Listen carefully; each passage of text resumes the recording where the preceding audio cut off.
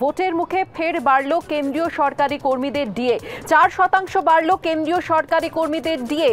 DA বেড়ে হলো 50%।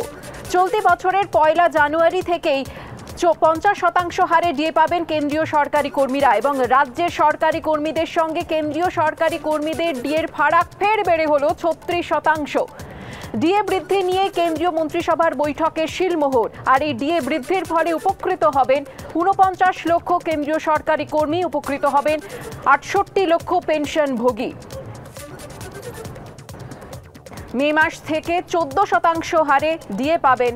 DA পাওয়ার কথা রয়েছে রাজ্য সরকারি কর্মীদের।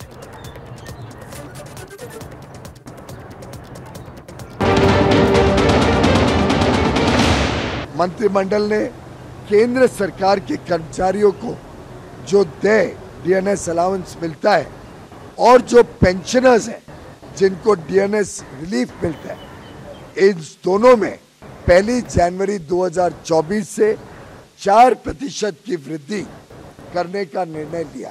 लगभग 50 लाख जो एम्प्लॉइज हैं और लगभग 68 लाख जो पेंशनर्स हैं, इन सबको इसका लाभ होगा और इसका व्यय लगभग 12,868 करोड़ रुपए केंद्र सरकार के ऊपर रहेगा। अब डीए कुल मिला के 50% हो गया, 46 से बढ़कर 4% जोड़ के 50% हो गया।